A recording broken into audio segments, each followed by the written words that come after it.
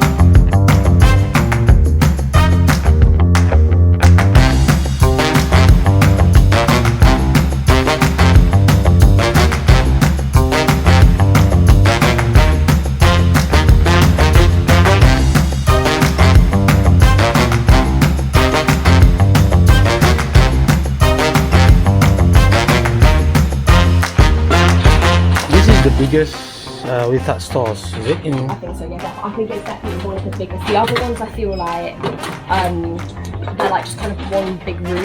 Yeah. This one has the different. Correct. Yeah. Seems here there is a bit more flavors. Yeah, exactly. Right. Exactly. Yeah, this is the flagship one. So Our flagship, yeah, definitely, yeah. Yeah.